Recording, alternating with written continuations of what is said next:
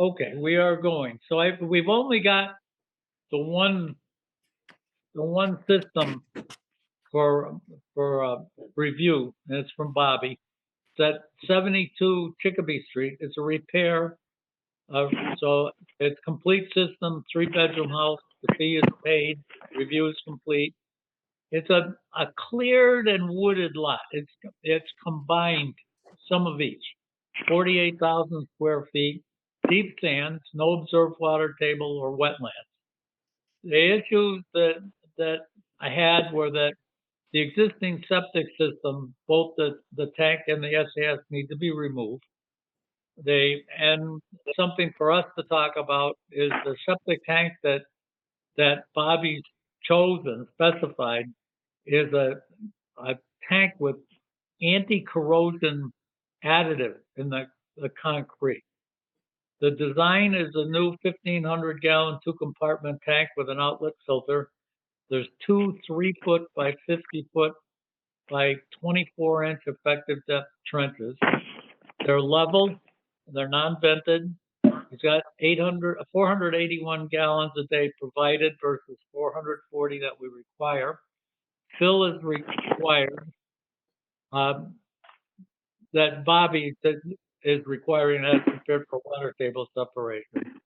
The 5-foot water table separation is there. No ballast isn't required. The existing tank and SAS would be removed. So siltation control is not specified. It's not needed here. There's no reserve area provided. The septic tank is specified with a anti-corrosive concrete additive. The septic tank and the SAS separations of wells and wetlands is all greater than 100 feet. The things to discuss are that we have a trench permit needed. The fill is needed.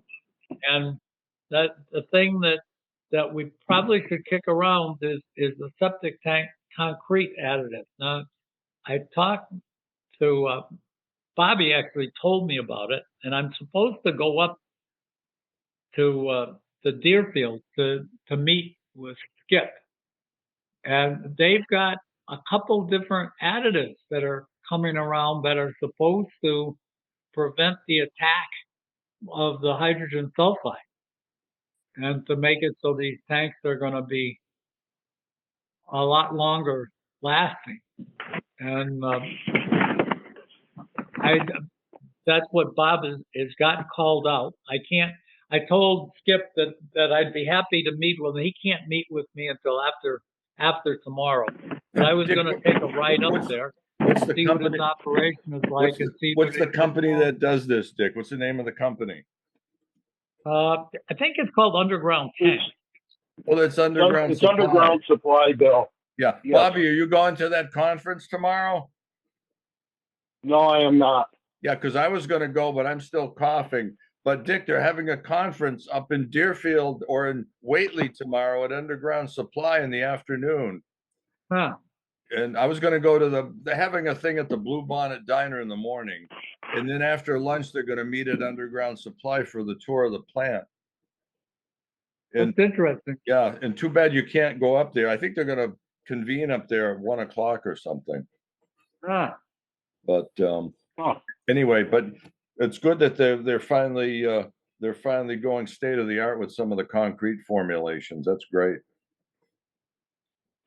So he told me what I did mention to him is I said if I just look at what is being replaced from using soft data, is it seems like D boxes are the things that we replace all the time. Right. I don't understand, why they actually even play around with the D box with the concrete. Maybe just switch those to polyethylene or something. Yeah, they've been using the polyethylene for years, but they're a little more delicate to put in. You got to bed them properly. They're somewhat delicate, but again, they solve the corrosion problem by definition. Yeah. So that's what I have. But Lee, you were there on the perk, and what is your thought? No, I'm looking at the print, and I don't see any issues. The water's not an issue. Everything appears to be straightforward on this. Yeah, I don't Bill, are see you okay anything, with this one? Oh, yeah, yeah, to that's concern fine. about. Very good. Okay, Colleen, we're okay with that. Yeah. Then Okay. Bobby, I guess we're done with you. Well, thank you very much, and have a great evening, everyone. Thank Okay, you. Bob, good to see you. Thank you. Take care, Bob. Thank you. Take care. Bye-bye. Now, Colleen, is Lynn going to be with us tonight? No, she's not. Okay. She called me today and she can't make it. So we've got Lynn not here. We got Bobby done. Then let's start with the minutes of the meeting. I didn't have any changes for the minutes. Bill, you weren't here. Lee, what are your thoughts? Yeah, everything I read was what I recall, so I'm good. Okay. Then we've got Colleen's timesheet is the 54 hours, the new number for Colleen. Colleen, is this working? At Yeah. this schedule? Yes, it does seem to be. I mean, I catch up pretty quickly. I mean, I get sometimes a lot of emails when I'm in on Wednesday, but nothing that I don't get caught up with by the end of Wednesday. So yeah, it seems to be working okay for me. How about the talk from the office? Of course, that's gonna be changing anyways by December, I think, is when you're supposed to move. We're supposed to move, I guess, by the end of December. Yeah. Yeah, but no, I mean, most of what I have, occasionally someone will drop something off, but I mostly have a couple of phone calls and more emails than anything else. So, the guys looking for septic designs, some of the guys and stuff like that. But yeah. Okay. So are we okay with Colleen's timesheet? We have not okayed. Yeah, of I course, of deferred. course. Lee, are you all set with it? Yes, yes, Okay. thank you. Colleen, I am too, so that's Okay. approved. Yep. The next is, I have to remember on new business to come back to Jerry Coder on I think 94 Chicopee Street, but not very far from what we just did. The next one is the payments to the treasurer, and it totals $1,275. Of that, 475 is Board of Health permits, 400 is Board of Health licenses, 400 Board of Health fees, and that's it, totaling the 1,275. Are we set with that, Yep. Also, Bill? I am too, also, Colleen. Okay. The next one is the bills payable, and it looks like we've got two of them. One is looks like Colleen for postage for the barn books being sent out for $9.20. The next is office supplies, the quill. It's the ones that we had authorized, the erasers, the looks like low odor. I'm not sure what those are. But Oh, that was a whiteboard. a whiteboard. the- Okay. The dry erase markers. That's what the low Okay. odor. Okay. And the pen retract pack, the pens, let me say there's the tissues. We've got Yeah. something. And white paper, the copy paper. Okay, the white. That's what that is. 8.5 Yeah. by 11. Okay. Copy paper. And Yeah. that totals $90.22. So the total of the The payables are $99.42. Are we okay with that? Yes. Sure, yes. Okay, Colleen, I am. Okay. The next one, I guess we'll come back to this one. This is Cruisin' Cafe, Happy Days that we've got, the owner is coming to see us about this, and we've held this one up. The next is MVP Eats by Petruno's Place. That's at South Street, Blandford. This is the food server, mobile food server. And that is, they've got as a place of business, a Thai place in South Hadley. This is a new vendor for us. Do we approve this subject to Lynn inspecting this one? Where is it, Dick? It's going to be at the wine house. Oh. So he's gonna have a permanent, No, he's one Possession? of these. He's one more of the vendors that are going in there. or another food truck, okay. Mobile Yeah. food, yep. Dick, there is a zoom on the camera. I can see you. It just changed. So, what do we want to do with this one?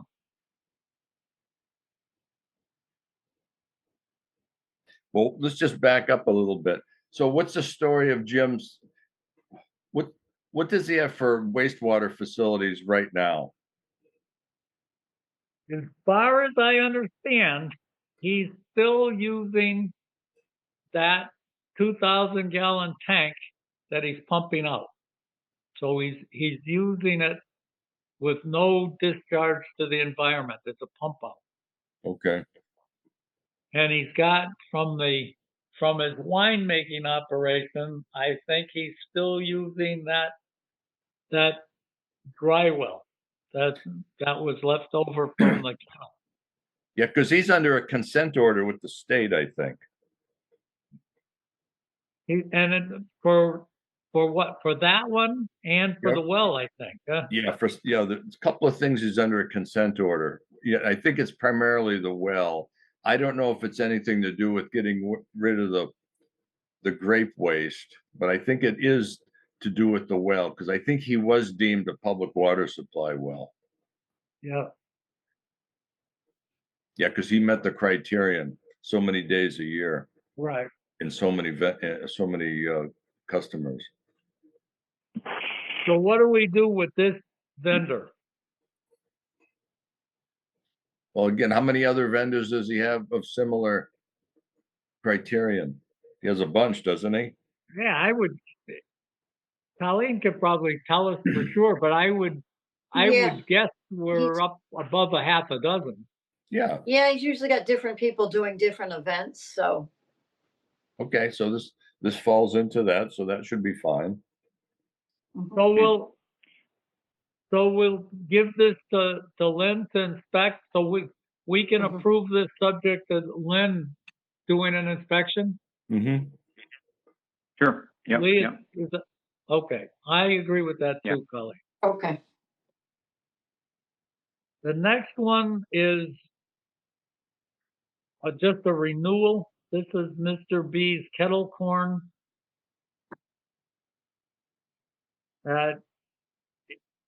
He's from Chicopee.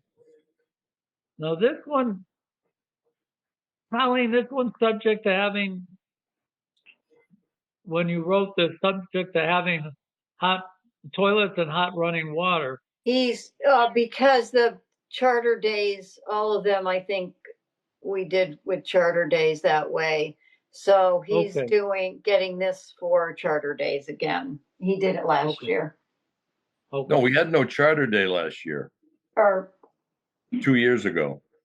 oh yeah, we didn't. It must have Yeah. been the 2 years ago. Yeah. I know he had it. Yeah, I know he had it in the past. So it must have here's been the the question: last. Are we having charter day this year? I don't know that. What did you ask, the dates? No. No, are we having it? Is it You going know? to Oh, happen yes. this year? Oh, yes, it's happening. It's like Oh, the it is. 12th, starting June 12th, I think is that Friday, and Friday, Saturday, Sunday. Okay. So yes, they are having it though. So, That's so why who's, people are starting to bring in their applications for the okay, food. all right, so who's our local manager for Charter Day this year? Is it Crystal? No, I don't think so. I think it's that Randy Garvin that was involved with it the last time. Okay, I think that's what his name is. because again, we have to coordinate with whomever regarding the water supply and the wells and the backflow preventers and That's all that right. sort of stuff. Right? Colleen, do you think you could get in touch with the select board and ask them to open up a dialogue with this, so we can, instead of having something that the last minute, we've still got a couple months that we can be working on, and to make sure they've done water testing and the wells have been flushed, and there was a fair amount of work that needs to be done here, Yes. especially So with yeah. especially since we've had a break of a year, that Mhm. someone could easily, with someone different, not knowing what's going on with Crystal handing off on the last one 2 years ago. Yeah, because I remember a couple of years ago, there was an issue with the toilets working in the pavilion, wasn't there? Right, about whether they were going to turn them on, and it was, Right, that's right. so we definitely need to know how they're going to hook up the water to the vendors, and now, because we had Fred Marion went out to handle that. Now we don't have Fred, Right. so there's real reason to know what we're doing here and to be proactive. Mhm. So Okay. if you could do that, Colleen. So in Sure. terms of this vendor, are we going to we're going to approve this one also, subject to the inspection? Yeah, yes. Yes, Lee? Okay. Colleen, yes, me too. please, yeah. Okay. Mr. B's. All right. Now I'm going to break here and get back onto our schedule. It's now 7:25, and I can see our 7:25 appointment is here with us. So thank you for coming in and visiting today. Hi, thank you so much for inviting us. I mean, inviting me. Lou. My name is Yuko. Nice to meet you all. Good to meet Yuko you, is what how you pronounce your name, Yuko. Yuko, that's right. Yuko. We asked you to come in because we had concern with the septic system for your operation, that it's if you recall, it's a limited system. It got limited capacity, and that we've been very careful to work with you to make sure we don't overload it. And we're specifically worried about the frying operation and how you intend. In fact, I think that is the specific concern, and how you're going to make sure that your system doesn't get contaminated with that oil. Yeah. So basically, the used oil is going to be taken away from by the company. So that's most of the oils we are going to use, and then the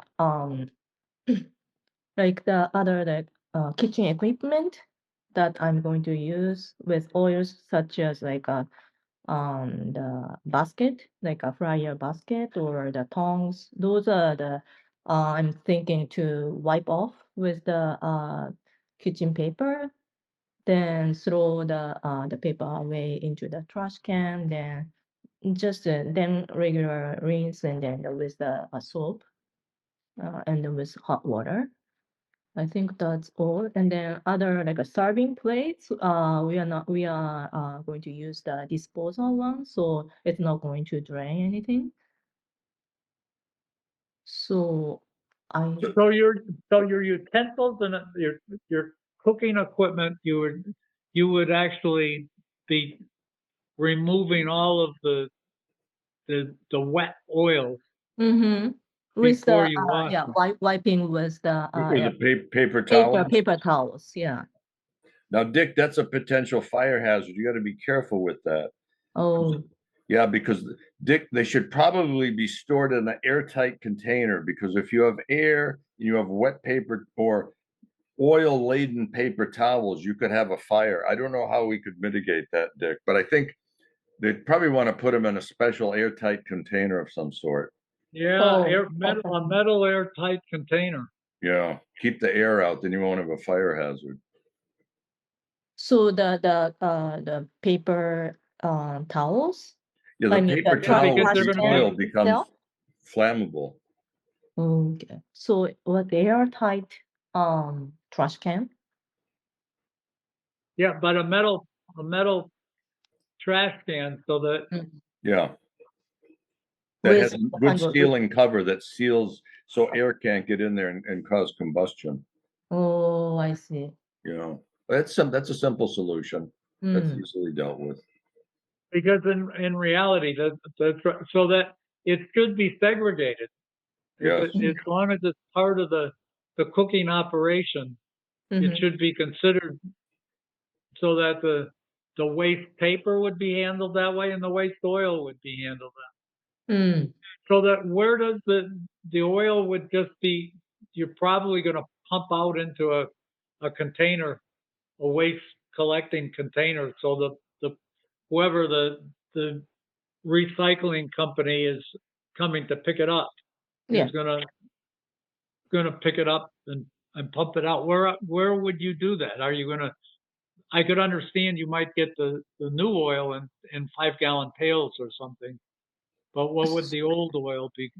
So I think I don't know. I haven't had the chance to do it yet, but I heard there's a container to put, like, I don't know how to drain the oil. Maybe on the bottom of the fryer there might be a, like, kind of the hole, and then it goes into the down, and then I can put the container, yeah, on the bottom. I think that's My what it is. concern would be that you should, if you're going into that, Yeah, if your plan is that, I would assume, and that maybe is a mistake to assume it, that every person that cooks in a fryer later has to get the oil out. yeah, So getting the oil out of a fryer later must be a reasonable, there has to be a reasonable system in place because people just don't pour it on the floor. of course, yeah. So, but what you do with that, someone, you should be able to tell us, I am doing this with that. That I'm, again, my guess is that a commercial company coming to collect oil Yeah. is not coming to collect 5 gallons or 10 gallons. They're probably going to be taking it out as 50 gallons or some number, which starts to be, I would think that the fire department has something to do with how you're storing waste oil. I think would think. you'll pick that up in the building permit review process, I think, Dick. Evan Bryan, the fire chief, will get involved and help out. My feeling would be that we should understand that it's a question that we have is what are you going to do with the oil? How are we going to make sure it doesn't end up in the system, into the septic system? I And think it's, we've yeah, said, very, you very said clear. it won't, but we don't have a clear path that says this is what I'm doing with it. We don't have that. And Because so that's, yeah, I'm going to take care of that. So I don't have any other employee so far. So I'm the responsible to see everything's going, like, doesn't go drain. Also, then I can I'm going to ask to the company how to like like take the oil out. I mean I have like people who like can ask like first the my owner who uh took over the management, I think, information from the previous owner. So I can also ask the previous owner through the my property owner. So anyway, so I'm the responsible, so I can show you what I'm going to do, but because I haven't done yet, so I don't know how to explain to you exactly. But I what do you understand. need? Yeah, what I'd like to know what you need to do. What I would be looking for Yeah. is for you to be saying, this is the person who's going to be picking it up. Okay. So Yeah. you would, but that's not all.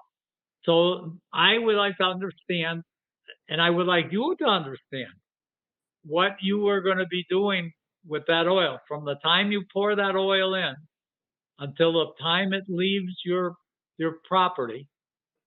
What is it? What is it that happens? Who does what? That do you does it go into buckets that are too heavy for you to pick up? We don't know that.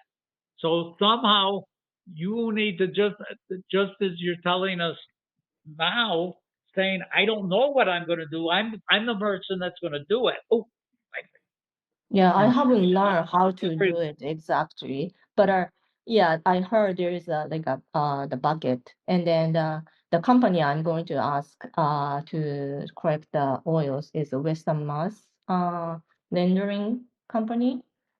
So they come like regularly. So, but I don't know how much oil I'm going to use, and I don't know how to take out the oil. But the company has a container, so there is a certain way. I'm sure it will be. So, well, it's yeah. but if we just give you a permit, tomorrow afternoon you could pour the oil in and say, I don't know what I'm going to do with this because I haven't contacted people yet. So this is the part that we're concerned with. And So I it's the think part there's a local company that recycles it and they make biodiesel fuel out of yeah, it. I think that's what the Yes, yeah, there's a right. biodiesel Yeah, vendor in the area that you right. could contact, Yuko. Yeah, Okay. I know. and I they can, already got contacted. I'm guessing that that person is going to say, you need to have a certain size tank. We know that the tank has to have containment around it so it can't spill into the ground. That we pick it up when we get so many gallons, and they're going to tell you you need approval from the fire department to store this, and because it's I don't know where it falls into. If it were in a company that I was working with before, they'd be calling it hazardous waste. And so someone has to have that stream, that disposal stream has to be in place that says, here's what we do, here's where it gets stored, here's the permits we need to have to store it. I don't know that you need, I'm guessing you need a fire department permit to run a commercial fryer later, but I don't know that. I don't know that you need a special fire system for this. Dick, is there an Ansel system in this facility? I don't know that. That's what I'm saying, that we've got a new operation that's not, that I don't understand. And I think that Yuko doesn't understand it enough to be telling us about it. I don't know about the fire, like a fire safety. Like I didn't get any information about that. When are you planning to start this, Yuko? Um, sometime in May. So we've got some time. why don't we have you look into it, understand what this is, talk to the fire chief, find out. But I would start with the oil rendering company. I'm guessing they know every single thing you need to know. They already know. Yeah. Actually, so it's very like the company that I contacted, they said they are going to pay me to give the oil, like used oil, so because they are going to use that oil for the bio like fuel or something. So I think I'm very like, you know, I'll be on the willing to give as much as oil possible, just by doing this. So They're so gonna Why that don't repurchase it. why don't you look into it and ask Colin? Oh, you know what? There's a problem. We're not meeting. In 2 weeks. so could you list up what I should look for, like exactly? And then I can actually send an email, then like detail, I can give What you we're detailed information. what we're looking for from you Yeah, is how the oil yeah, goes from the fryer, from the time that it becomes used oil in the fryer. What is its path? Who does what? Where does the oil go? How does it move from the fryer to the time it leaves your property? What happens to it? How does it get stored? Who does what? It's the process that says from a used oil in my fryer, from hot oil in my fryer until it leaves my property. Who does what? How does it get stored? So that it's very clear to everybody that this is, and all the pieces, if you need permits, if you need containers, if you need containment, spill containment, all the things that are needed to make that happen safely. yeah. I can get the information from the other the oil company. I think so. I think so. Okay. So can I send an email? I think that would be a thing to do, to send it to Colleen. Yeah, I will do that. Yeah. And since this is going to be trying to anticipate not getting a business in trouble, since we're not gonna now meet until, Colleen, when is it that we're meeting, like the 5th May or 5th. something? The 5th. The 5th. So that any kind of problems that we discuss on the 5th are right smack in the middle of trying to get this business open. So we shouldn't wait till the 5th.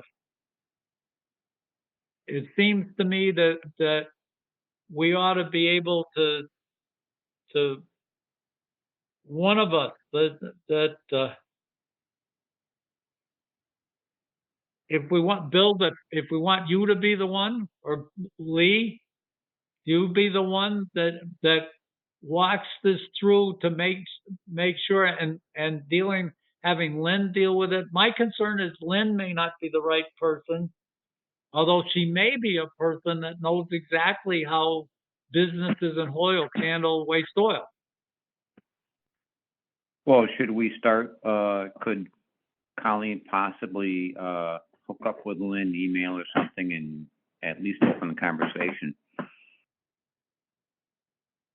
I'll give her the heads up. Yeah, I'll let Lynn know what's going on. Yeah, and she'll know whether or not she's up to it, Yeah. But somehow we have to give one of us, the three of us, the authority to be working with Yuko and Lynn as a board member to keep this thing moving, to speak for the board. and we should just assign that tonight.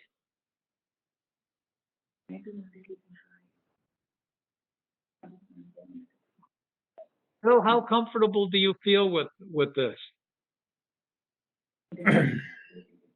I think I could work with her on this. So Colleen, that's what we'll do. Lee, do you want to do it?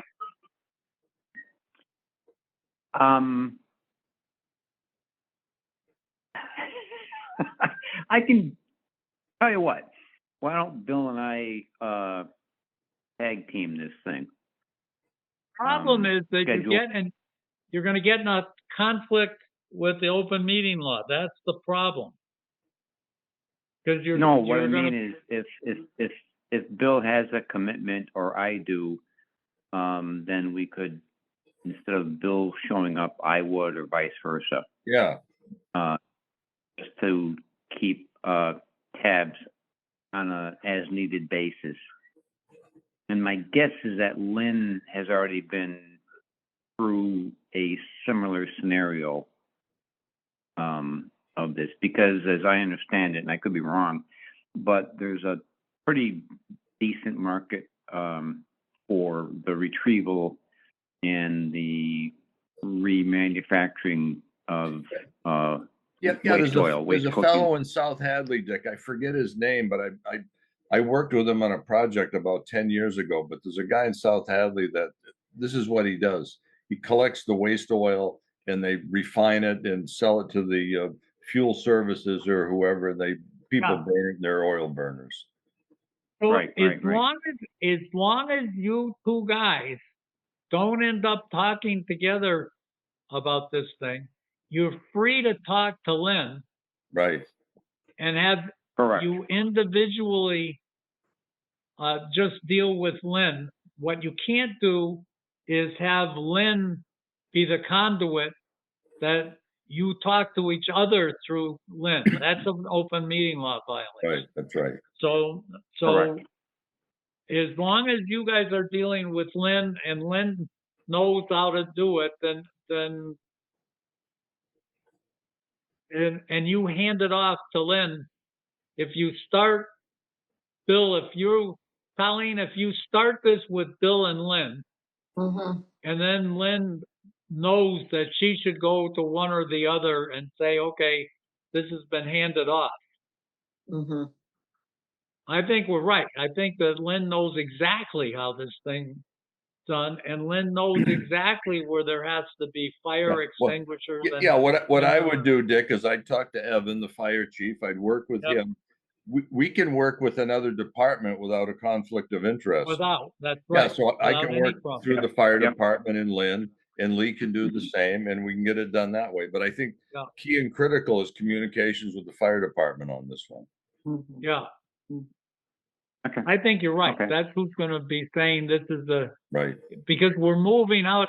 It's not, we've moved from being a problem with the septic system to now we're moving into the issue with handling of waste oil. That's right. And it's not a Board of Health issue. It really becomes a fire department issue. Right. Yep. Okay. Yeah, we'll get it done. Okay. Okay, Yuko? Okay. So that's what we're going to do. So we've just gone through this, Yuko, so that you don't end up losing a month right now. So we would so your responsibility is to get your oil handling person so that they can reach out, get back to Colleen, and we'll get the fire department involved.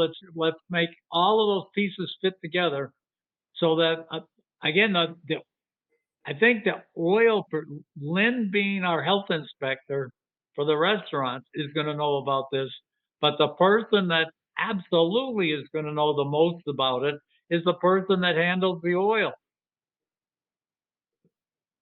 Okay, yeah. So that's your best resource. One call to that person is probably going to get this whole thing that are 3/4 resolved at least. So I am Okay. going to contact the waste oil company and the fire department also. Yeah, And I think the fire department, but I think the oil person is going to tell you, at least from his end, what he needs for the fire department. But I think you will need to talk to the fire department, probably through, maybe Lynn can help you. Lynn Dinas can help you, because she does look at friolators, and she does understand what she normally sees for fire suppression systems. so I don't know about Lynn. I haven't met her. Colleen can Okay. get you Okay. hooked up with Lynn. Okay. Mhm. Okay. Great. Okay. Yeah. Mhm. So is this meeting recorded, right? So I couldn't get some parts, so maybe I can get back to listen again. And then, or do you have the Colleen has like the minute or? You'll have the minutes, but I'll release. Colleen, how fast do the recordings end up getting online? It just, I'm not sure how quickly they actually get. I think it just depends on who's working when there and stuff.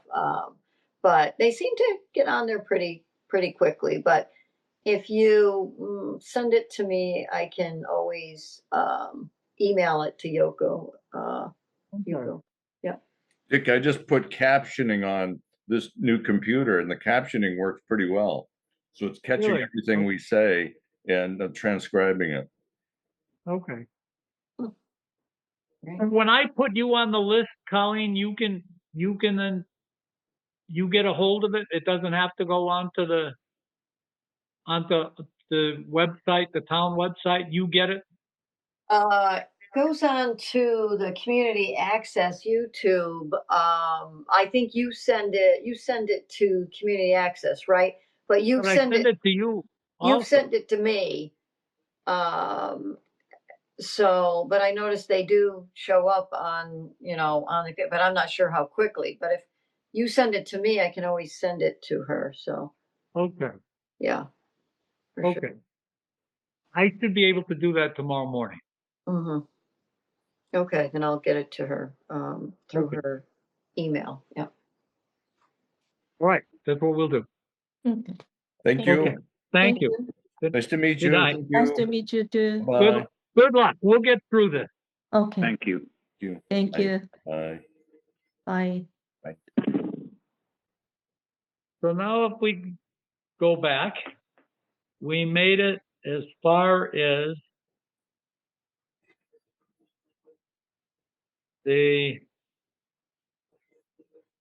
you know what we can do?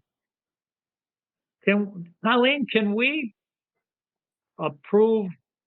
I guess it's difficult to approve this. This Cruise and Cafe has what, 3 different licenses. Mm-hmm. Uh, Mm-hmm. one is operate a food establishment. I guess that's the one that we haven't done, licensed to sell retail food, and then Mm-hmm. frozen desserts and ice creams. I guess since it's the food establishment one that's kind of held up, so I guess it doesn't matter to approve an ice cream one at this point. Where if we do this right, we're gonna be well in front of her needs. We'll get the Yeah. What's her address for this facility, Dick? it 172 is West. 172 West State Street, so it's across from Chateau Harmony. It's the driving range. Oh, it's the old Happy Days. It's what's his name's Yeah. place? Oh, okay. Mhm. Okay. Right. I Yeah. thought some other folks came in and were going to run it a few months ago. In fact, the last group that we talked about, I think, was a couple, wasn't it? Yeah, I don't think it was Yuku. I think it was someone else. It was another couple, and that was She last is year. she is just he's still the owner though, or those two are still the owners. She's just managing Oh, okay. the food part of it. Okay, she's Because gonna I, be the operator then, okay. yes, and I think last year he Gotcha. didn't, I don't know if he ran the food. He did get the permits, of course, but Okay, he more or less did the ice cream, I thought. right, But now he wanted, I think he was looking for someone to come in and manage that food part. okay, okay. Okay. Okay, so let's go back in. We've got the temporary food license for Granby Preservation Society for May Craft Fair on 5/9. Yep. Wait, and a rain date of May 16th. Are we okay with that one? Yes. Where's Granby Preservation in Kellogg Hall? Mm-hmm. Yes. Mm-hmm. Hmm. Okay. So they're serving food in Kellogg Hall now? Is that right? No, they Colleen? do I think they do the craft fair and it's like outside. It's So, outside, yeah, because they Yeah. have very limited plumbing in Kellogg Hall. yeah, Yeah. they do out the grill and they have Okay, fire department come and everything. So, yeah, Have they done this before, Colleen? they have. Mm-hmm. Okay. Yes. Then I'm okay with that. Yeah, that's If fine. we've got a history. Lee, are you okay with this too? Oh, yes. Yep. Thank you. Okay. So the next one is the certified. Colleen, this is Once Upon a Bakery. This is a license for a 1-day temporary food Yeah. permit. Yes, it's This just is all baked goods, nothing time or temperature controlled, just and she has a licensed residential kitchen in South Hadley. That's right. This comes now. We've got Why do I have a 1-day for May 9th? Oh, Oh. they're different days. Yeah, there's two September different, right? One was September September. 26th. Mhm. Okay, those 2 days. 2 days. Yeah. Now that one, Colleen, when we discussed it, this is one of the things that there's no food going to be made on site. This is only selling food that she makes in a licensed kitchen. Yes. Mm-hmm. And this is non-hazardous food besides. That's what you said, Yes. right? Yes. No temperature or time controlled. I mean, nothing that would go bad or anything. Yeah. And it's made in a licensed kitchen. So Mm-hmm. Mm-hmm.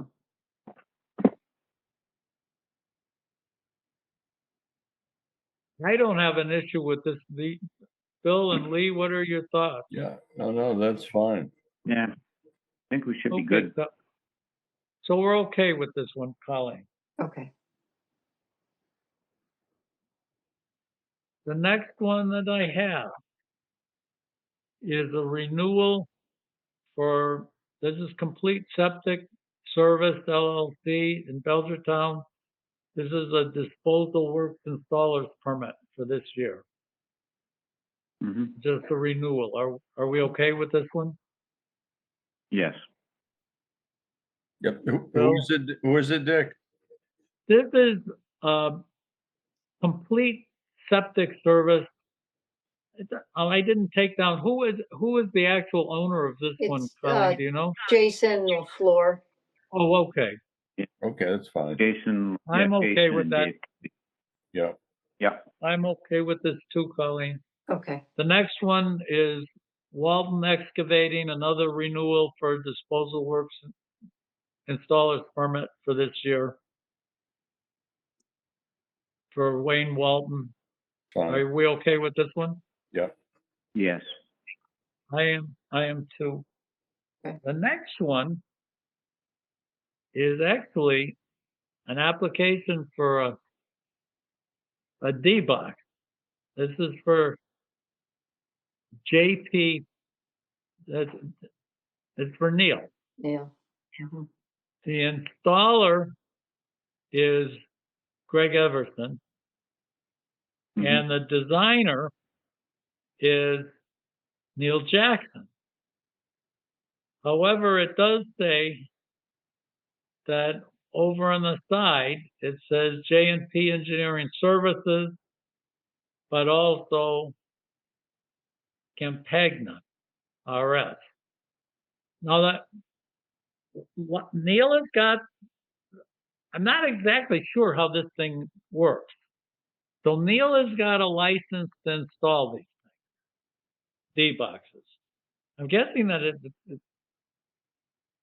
however, the code says that someone with a stamp is supposed to, so a sanitarian or engineer is supposed to have said, I've reviewed this. Not designed it, just reviewed it. And Neil doesn't have that stamp. So how are these things being handled and What? Why by us? didn't you invite Mr. Campagna to the meeting online? He doesn't even have to leave his house, and we can talk to him about this sort of thing. Yeah, because we've got it's interesting that actually Alan Weiss gave me a couple sheets of paper, and he says, guys, I don't know how you guys are getting around this, but it clearly says on Title V that the designer, the guy with the stamp, is supposed to be the guy that does, as we look at these as-built. This designer is supposed to go out and look at it, and he's supposed to be the one that does the as-built. And he says, why do you not follow what the law says? He's got a point. But on the other hand, let's say it's a huge company. Let's say it's Ty and Bond, and they've got a corporate engineer that stamps the drawings, and the guy's a suit and tie guy, 3-piece suit, and wearing an Italian suit and fancy shoes. Do you really expect this person to go out and do an as-built out on a project? Of course not. So Ty and Bond would say, I'm sending one of my staffers to go out and do this work. They're unlicensed staffer, but they're doing the work under my direction. So that's what Ty and Bond would say. And I'm guessing Neil could make the same argument. Yeah, but Actually, Neil could maybe not Ty make and that Bond argument. says, Campagna would have to make that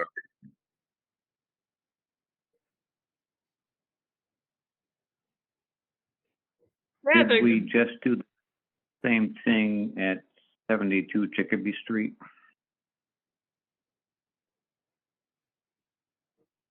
we probably, as it turns out, we probably did just do the You're same right. thing. You're right. But like you say, there is good rationale to have the stamping engineer of record. I hate to even put it that way, but the stamping engineer of record should probably be at these meetings. Well, that's what I'm thinking. And that's what Alan is alluding to, and he's got a point. Yep. Maybe that's what we have to do, is to say, it's not like it's asking for a huge amount of time. You've got an appointment that you're coming up to, and say, it's your stamp. Have you looked at it? Well, that's the other thing. At least we can make sure that the guy that seals the drawing is aware of and in tune with what the project involves. Yeah. Which would be a plus. That may be a stretch, Bill. It would be a plus, wouldn't it? Well, it would, and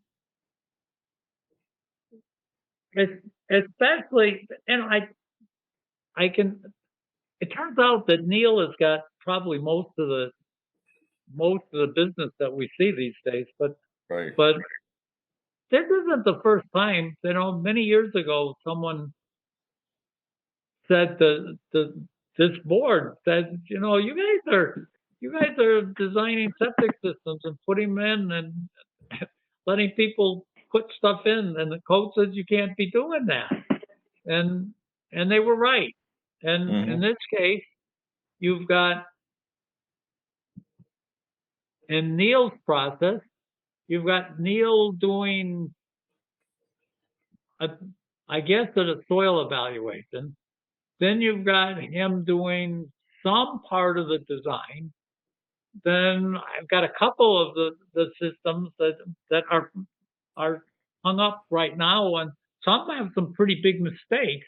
That there's another person that's doing the design, and you've got a third person who's got the stamp that's saying, "Oh, well, this is right," and I'm finding the mistakes. Dick, if any of these end up in court, it's going to be a complete mess. That's exactly what you're alluding to, and you're absolutely correct. And at some point, do we get drawn in and say, "Hey, Granby Board of Health, if you know that this stuff isn't right, you're approving things that you know aren't following the procedure." And we become complicit. I don't know that, That's right. You're right. but It's got a point. So do we, look up chapter and verse, the code requirements and download or photocopy that paragraph and send it out to some or all of the engineers who do business with us and set up the new rules of engagement effective May 5th? Well, most of the people that come before the board on the design end are the people that seal their own drawings, right? John Kopinski, he does his. Skyback from Hadley, Dick, he seals his own drawing, correct? Yeah. Al Weiss seals his own drawing. LaBarbera Right. seals his own drawing. Who else? Caffarelli, he hasn't been here for a few years, but Bob would seal his own drawing. Yep. we've got these, That's the way it's supposed to be done. and just say that the guy who Seals the drawing should be doing here to interview, of course. should be the one that's presenting this to That's right. the board. That's the way it's supposed to be done.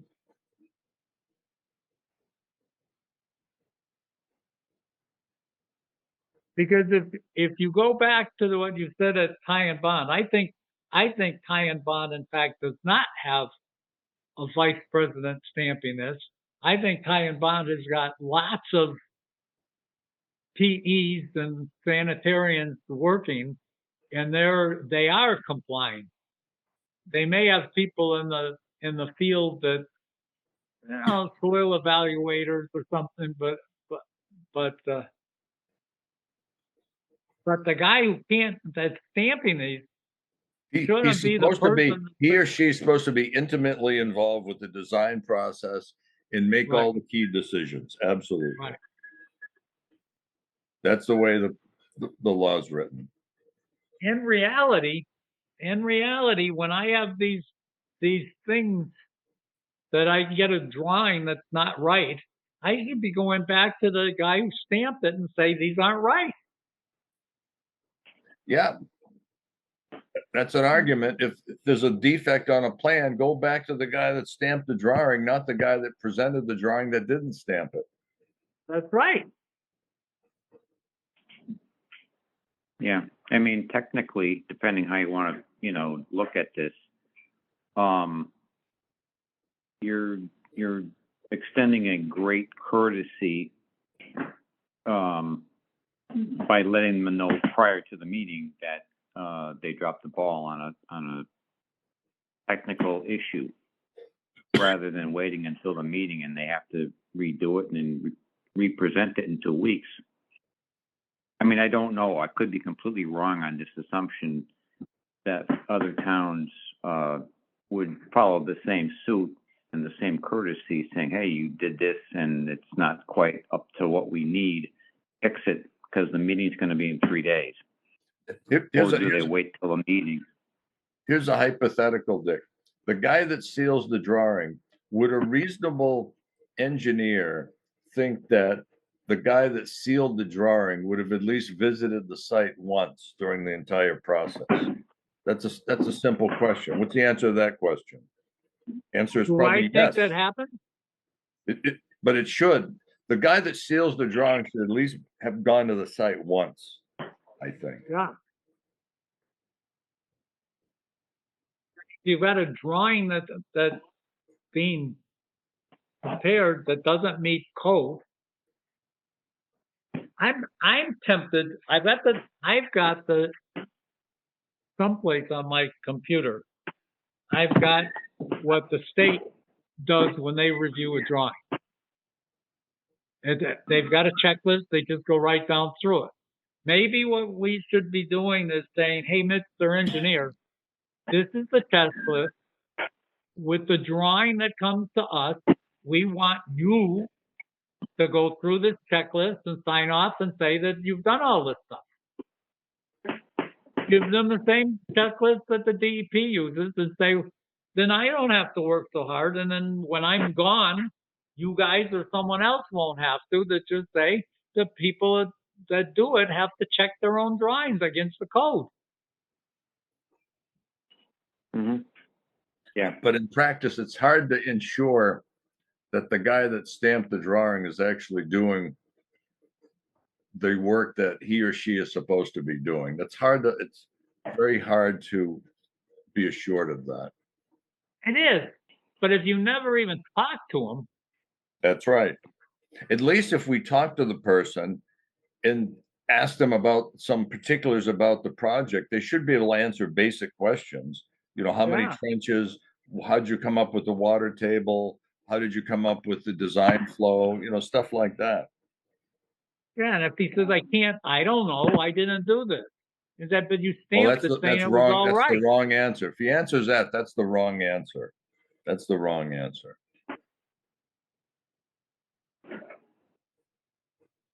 But I can see Al's motivation from 2 or 3 viewpoints, but he's actually correct. As it turns out, what he tells me is he's not looking. He's on the tail end of what he's trying to do for. Well, Al should be retiring soon enough. That's right. But he's just saying as a point, he's saying, why should I be doing this? Why am I doing this when you guys aren't making everybody else do that? Mm-hmm.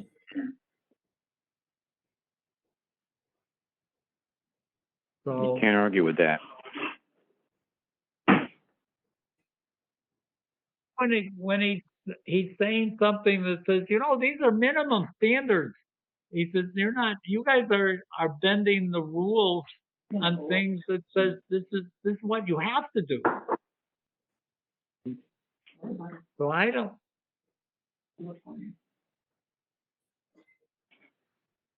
I mean, depending on how you look at it, a guy like Alan Weiss could be doing a similar scenario.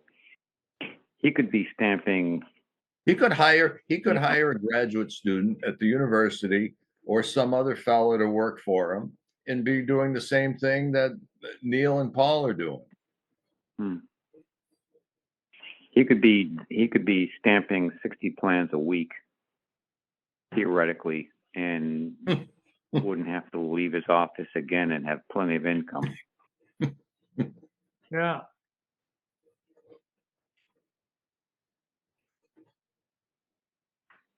But I guess it would come out if all the drawings, if everything was always perfect, it wouldn't be an issue. How would we know who did what? Right. But if something's a foul, then we poke into it a little bit and find out why something got mismanaged. Yeah.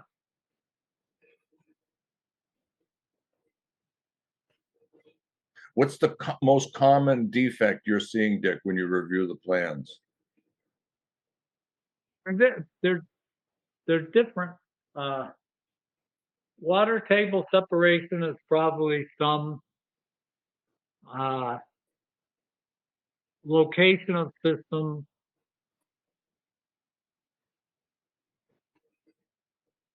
I'd have to look, and I've never. Yeah, the location of system, that's more of a subjective thing, I guess. Yeah. And Typically, you guys, when I send out, if they're little things like, picayune little things that saying, this is just missing, I just do it on the phone. But you guys get copies. When I send out these things and I find 18 things wrong with a drawing, you typically get a copy of them. I send them out to everybody saying this needs to get fixed. Right.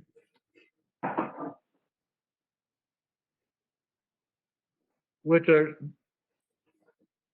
maybe that's crazy stuff anyways. Maybe that once But you I get mean, the beyond real, a couple of them. yeah, as long as they have the proper separation off the well, the big things are well separation, make sure the system's on the right person's property. That's another big one. Yeah. Right. Make sure the loading factors are done correctly. Right. That's right. Right. Water table separation water is right. table. That they've got reserve areas that like you say, if you put a decision tree together, and you could actually AI this with this Claude thing now, real easy. You could AI this and go through a decision tree and have the decision tree review this thing in a split second. That's the interesting thing with AI now. So essentially, you take that state list, Dick, and you could run that through the AI algorithm and have it automatically review things, which would be a great assistance, actually. Yeah. But again, the bottom line is, I think the guy that seals the drawing should at least be present at the meetings with us. I think too. That someone say, I'm presenting this.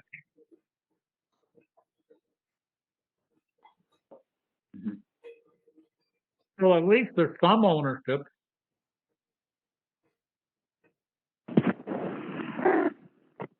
That's right. No, but I agree. That's point well taken by Al. Like the last one that actually Neil got. I said, this pipe that you've got is 6 feet up in the air coming out of the building. How can you submit that to me to review? Mm-hmm. And you don't have finished grade. Yeah, I remember that. And say this is crazy. Yeah. Yeah. That means that means that Neil. So if you look at that train of design, so you've got Neil doesn't go through and say, did this guy even draw what I told him to draw? And then you get the guy that's stamping it didn't even look at what Neil didn't look at. So is Neil drawing? How does he oversee the draftsman? I can't tell you.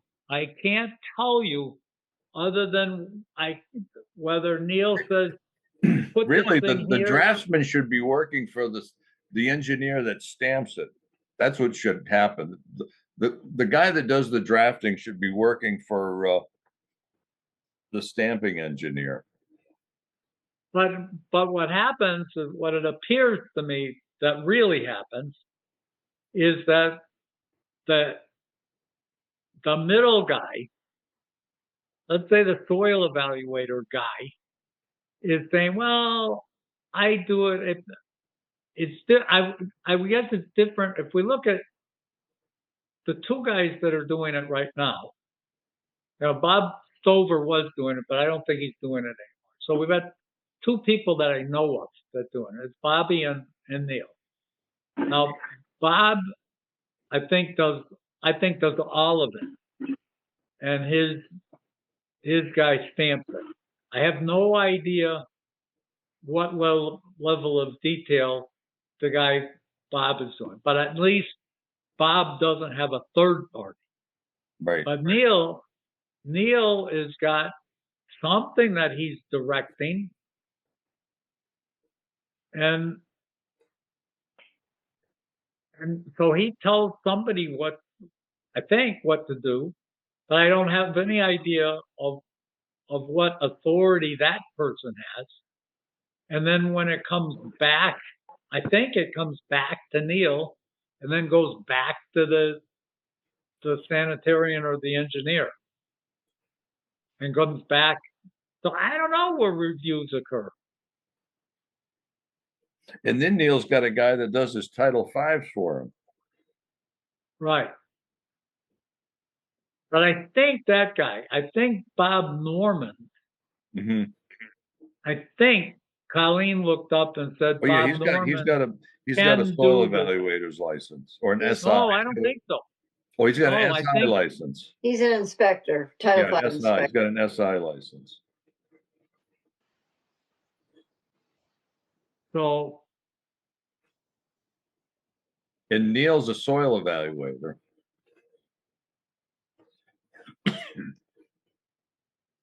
yeah, he's not a sanitarian or a PE. No, that's right. So it's an interesting corporate relationship. There's many parts to it. But in reality, we've got, as I said, if it comes down to someone suing people with the deepest pockets, is it the town of Granby that's got the deepest pockets?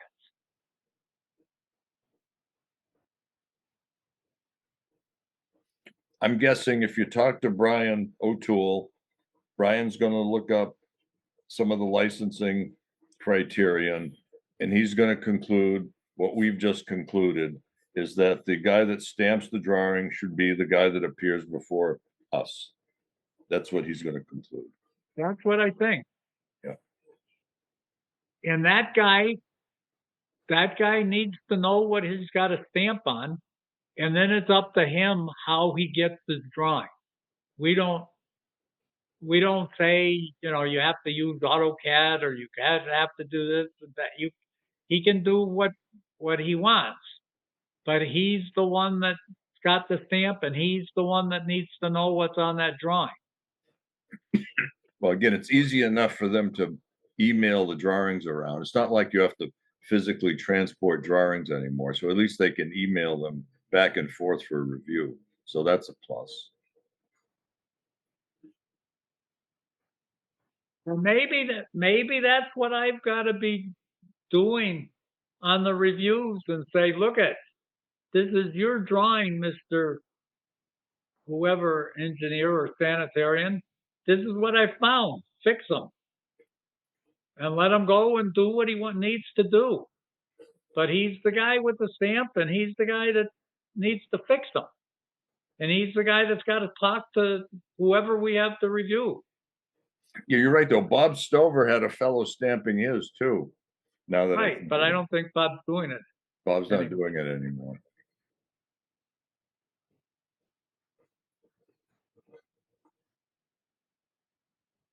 So it's Bobby, and Neil, really.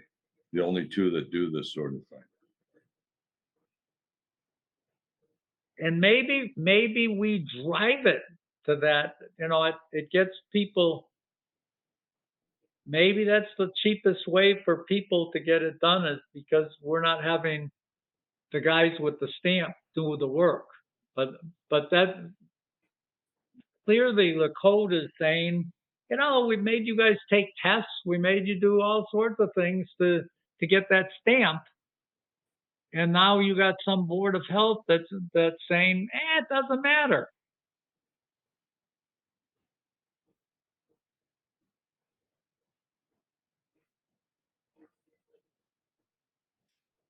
So how are you going to convey this to Neil and Bobby? Well, it has to be something from the board it shouldn't be me. It should be the board of health says that this is people with the stamp have to be the ones that know what's going on, and they're the ones that, if there are issues, that it's their drawing. And if there are issues with the drawing, you have to deal with them.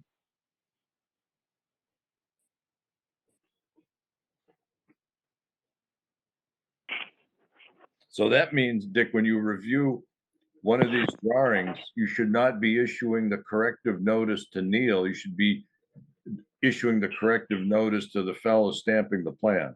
So I think That's right. that goes without saying. That's what it says. Okay. Is that the way you see it, Lee? Absolutely.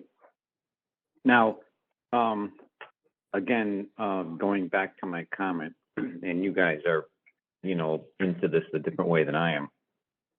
We just simply look up the state regulation and send everybody a copy of it and said, this is what the state says, and this is what we're going to do. So it's not anything.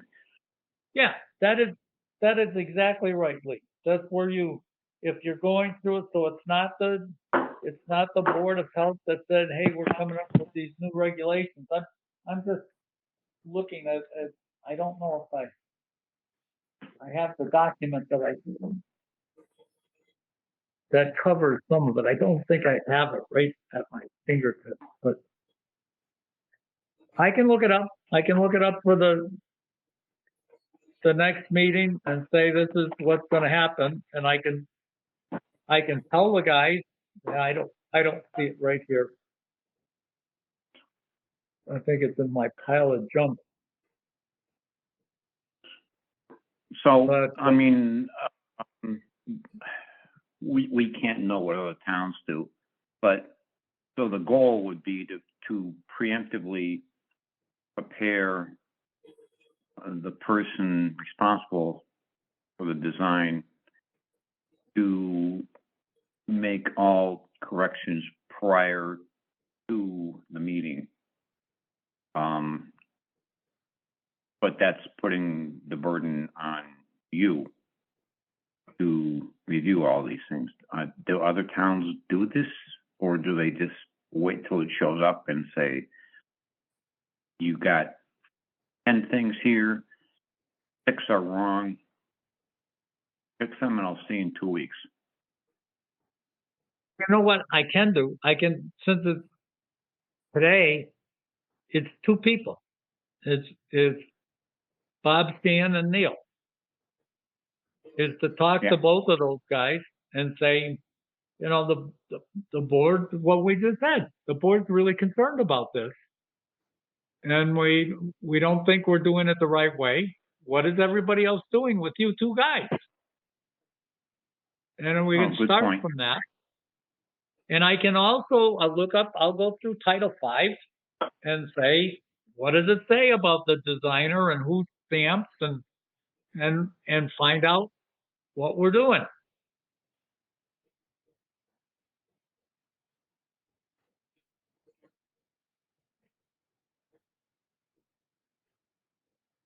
Yeah, I mean, I realize that everybody is being as careful as they possibly can with this environment, and I don't anticipate that there's going to be something in the future or in the past which will end up in litigation. But there is a level of exposure. Not because they're going to, throw us in jail. But if somehow the system was designed and corrected and put in, and for whatever reason it didn't work out, and somebody looked deep enough to say, you guys are doing this thing absolutely incorrectly according to Title V, then there's a little exposure, which is of no intent, but exposure nonetheless. I agree with, especially if you know what's happening. I think we're okay. And that's exactly right. We know it's occurring. Yeah. And I think what covers our backside is that when I review them, I really review them. I'm a pain in the neck guy. I go through and try to catch all these things. So we catch them. Well, you're doing everybody a massive favor, except yourself by pouring in all these hours. Yeah. Correct these things. In reality, this could all end in 5 weeks. I could be not on the board. So we ought to get, whether it's for the next board or for us, we ought to get it fixed. Yeah. Yeah. So I will do that. I will. So you're going to talk to Bobby and you're going to talk to Neil. I'm going to talk to both of those guys. Okay. And I'm going to get let me write it down. Then I'm also going to look at Title V and see what it says. And then I'm going to look at the texting. I think in Title V, they use the term designer. So the operative question is, what is meant by the designer?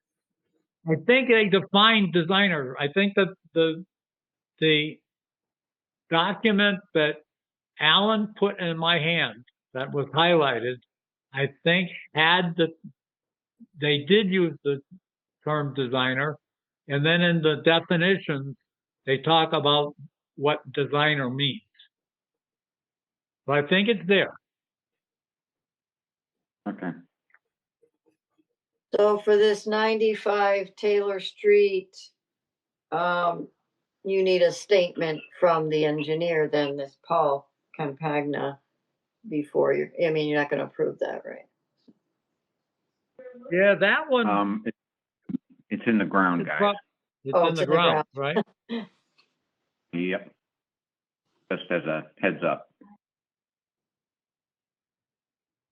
So what Greg we Garrison. need, though, Colleen's right. Colleen says that we can, Yeah, Lee, that's right. The COC needs a signature of the designer. that's right. Mhm. So what But was on happening top of before? Was Neil signing on behalf of the designer on those previously? No. I don't even know that. Because the But if I COC, look at Yeah. I look at Title V, so it says on replacement of a component, I think it says that someone with a stamp has to, that an installer can fill out the permit, provided the designer, someone with a stamp, has said they've reviewed it. Not that they've designed it, not that they've inspected it, just that they've reviewed it. but the Title V COC form, at least the ones I remember from a few years ago, would have 3 signatures: installer, Board of Health, and designer. Yeah.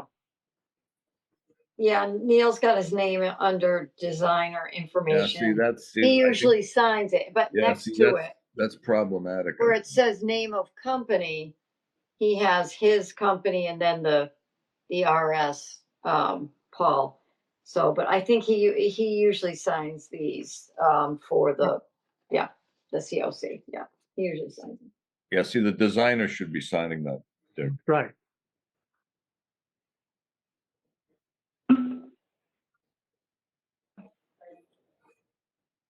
So that's what, for the next meeting, which is going to be 4 weeks away, I will do that. Of course, But I will.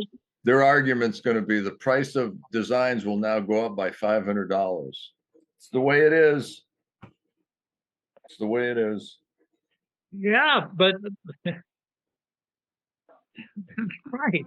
All we're doing is following state code. That's right. And we're protecting the public. We're protecting the public. That's what we're doing. And the other aspect of this is that we're leveling the playing field. That's the other point that is inferred by the whole situation, of course, and rightfully so.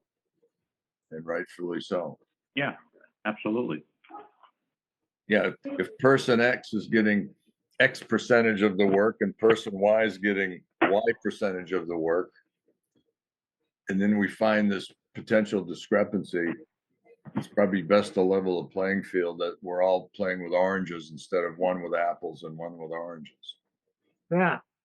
But if Bill, in terms of what you said about, you just happened, we shouldn't say Ty and Bond because that's not a fair No, thing. no, to use I'm just saying, a large company. I was just saying the way a large company might just have. using that.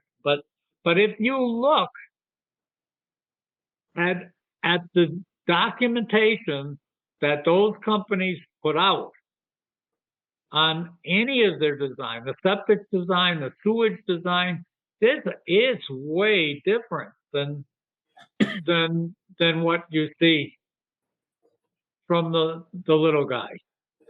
But typically, I know working on projects aside large companies, normally it's a higher level corporate engineer that seals the drawings, and the corporate engineer is typically not the person in the field.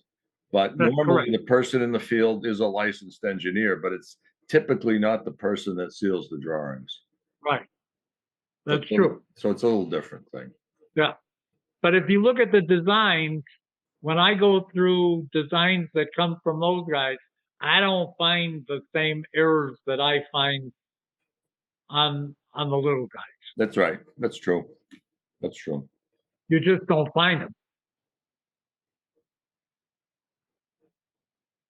So anyways, okay. So that's what I took for an assignment.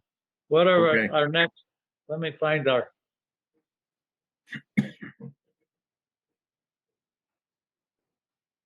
So in terms of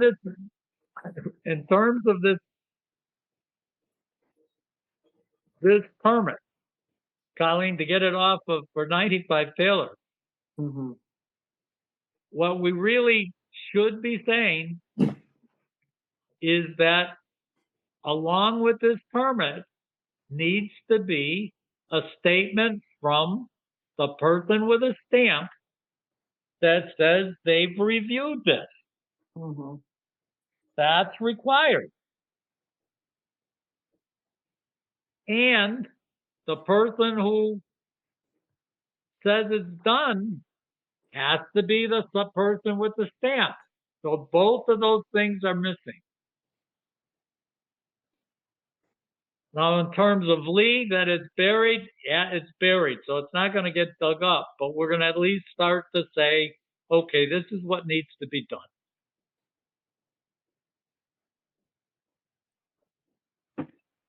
And I guess if the guy who needs to stamp it, say, I agree it was okay to do it that way, and I agree it's been installed properly. I guess if that person says I won't sign it until I look at it, I guess he has to dig it up, right? I agree.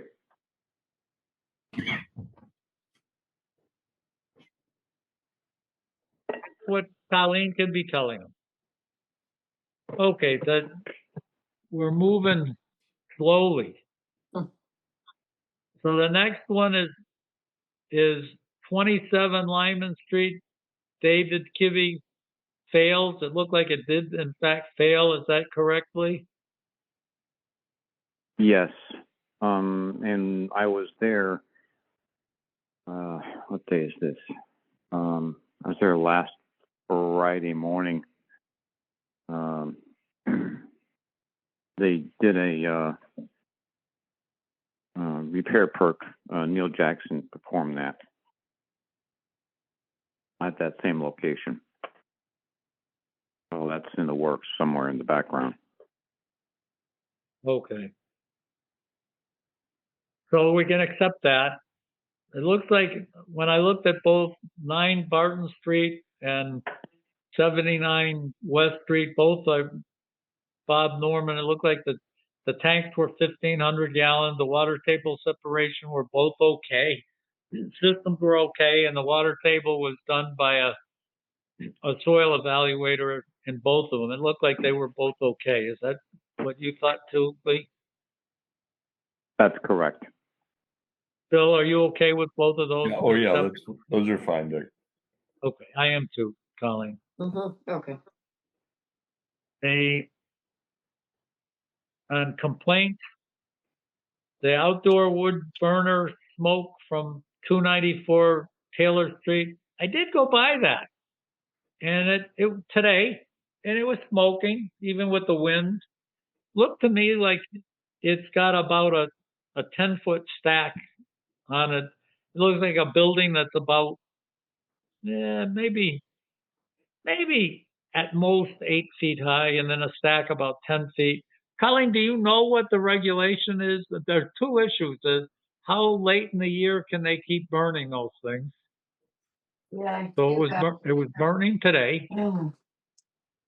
And how, Bill and Lee, do you know how the stack is supposed to be? What's this, a wood burning furnace, Dick? Yeah, an outdoor Yeah. wood burning furnace. I don't think there are many of them around anymore. Yeah, actually, let me see if I can get the answer real quick here. Permanent smokestack must extend 2 feet higher than the peak of any roof structure located within 150 feet of your unit. Yeah, This is from a not letter. even- that's building code. That's different. That's for a Well, chimney that's different. house. That was Really? a letter that was sent when there was another Yeah, complaint. let me take a look here. I think that one is. I don't think it's building code, Bill. I think you're going to find that's outdoor wood burning. Yeah, but I think the furnace has to be higher. Wood burning furnace stack elevation. I'm letting AI answer the question. Let's see what they say. Let's see what they say. And I think it was till May, maybe the middle of May on that. Okay, so he's not in violation for. Yeah, For it was May sometime, but.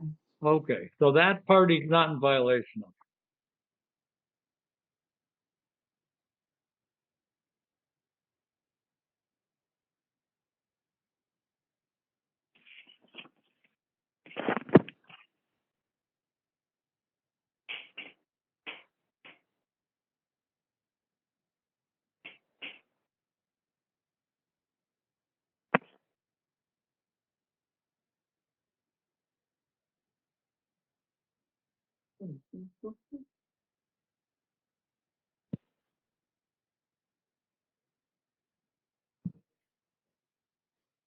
You know what I would do? I would just ask Tom Quinlan. Okay. That's what I would do.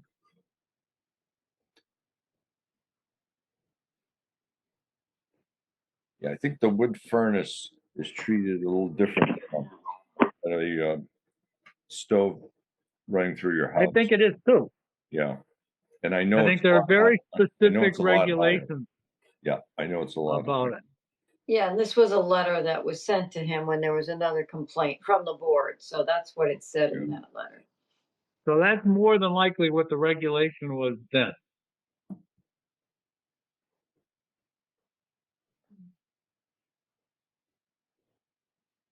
So it turns out that it's his own house that's in violation.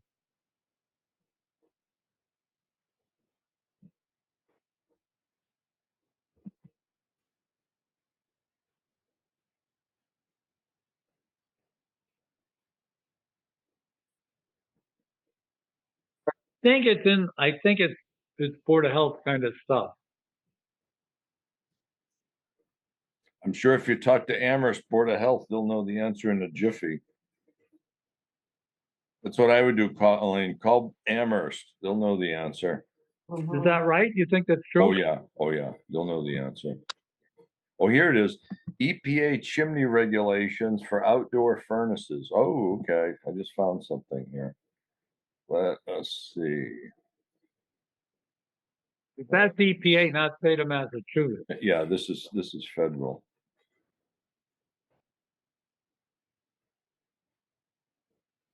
Okay, here's what it says. The stack must meet both of the following requirements. Minimum of 10 feet above the ground. and be installed in accordance with the manufacturer's specifications. Yeah, see, I think the Massachusetts has It's a probably more special rule. stringent. The Mass one's Yeah. probably more stringent. Yeah, Actually, the one in this article they're referring to is state of Pennsylvania or the Commonwealth of Pennsylvania.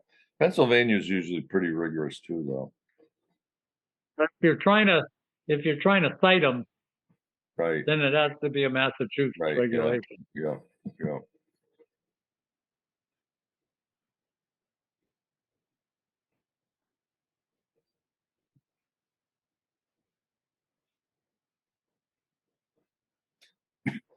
So this person's, Dick, how far above grade is the outlet of the chimney on this one?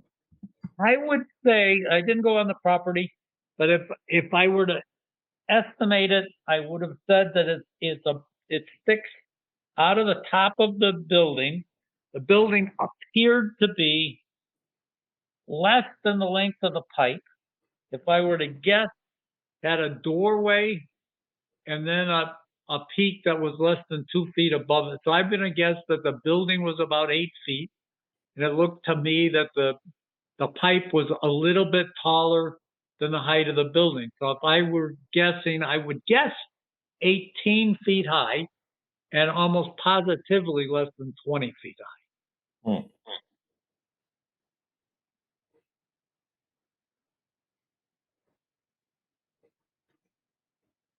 So this stack is attached to the building, not a self-contained outdoor wood burning. Oh, it is. It's a building I'm talking about. It's a little tiny. It's like a shed. doghouse. Looks like a dog. Yeah, it's a shed that's probably. Okay.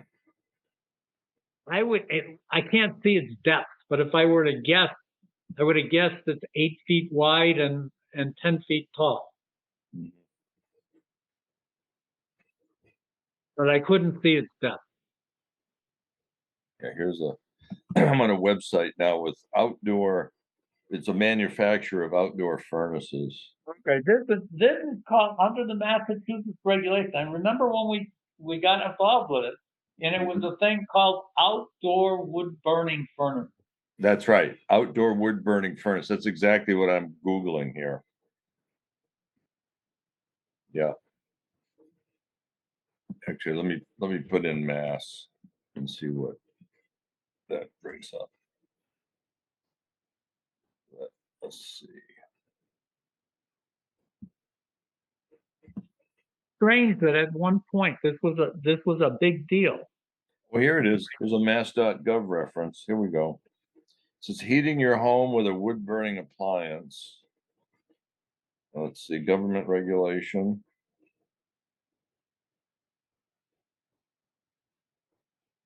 It references 310 CMR 7, air pollution control.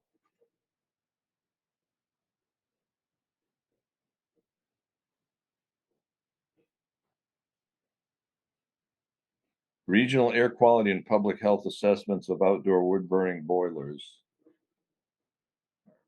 It says never burn garbage, trash, and treated wood in the.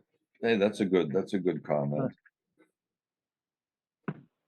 It's not obvious here. There's some place in it that talks about distances from buildings, height of the stack, and time of the year that you can burn. Mm-hmm. Those are the three things that I recall. All right, let me click on this. Okay, the Mass regs actually backtrack to the EPA regs. So let me take a look at the EPA reg again.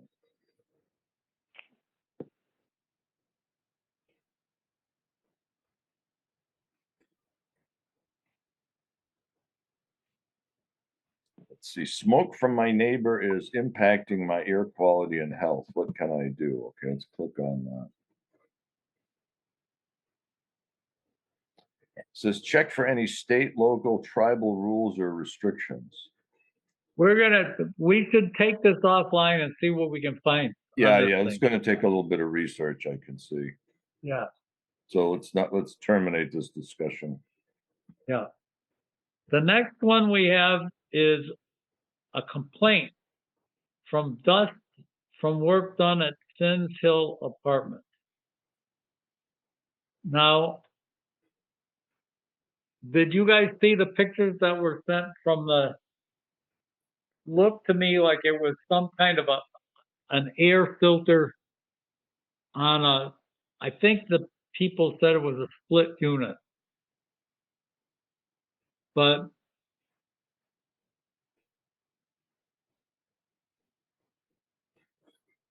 the complaint that I saw, Lee and Bill, did you read that complaint? I did not. What's the nature of it, Dick? Is I that, didn't see that it. apparently work was done as for asbestos removal, and the people didn't clean up wallboard dust, and the person complaining showed pictures of a filter that had dust on the filter, and I think they said it was a split air conditioner heater unit, Mhm. and they were complaining that it wasn't done right, and it was in Fins Hill. And my suggestion as a first step is to pass it along to the housing authority and say, we've got this complaint. Could you please look into it and tell us, get back to us? But I don't think, my feeling is that having workmen work in a building and leaving it too dusty is not a Board of Health issue.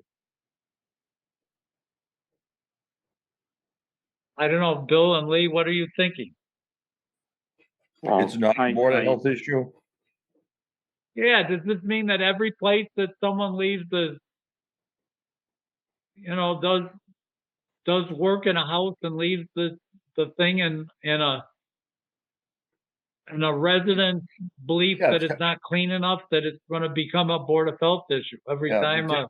that's a building department and workmanlike conduct issue. So that should be Yeah, and that should be and if you're regulated. Tom Quinlan should be the one advising on this. well, if you're renting an apartment and have work done and then leave Mhm. it clean enough, does it become a civil? Maybe it's a civil case. Mhm. But in this case, it's public housing. So Well, did they pull a building permit to do the work? supposedly it was tied into the asbestos work that we had a complaint for, what, 2 weeks ago, Colleen, there was a complaint about asbestos work. Oh, yeah, at least maybe a month ago or so. Yeah. And it looks like this is the same thing. I'm not sure it's the same people, but my feeling is you just pass it along to the, Lee, do you know who's in charge? You were on that committee, weren't you? At Yes. one point? And what is Yeah, it, the I put housing in- authority? Yeah, the state runs the location, and the director of the housing authority would be, of course, doing the hiring of and the subcontracting, but they have to. All these things are under state guidance, so I can't imagine that they would be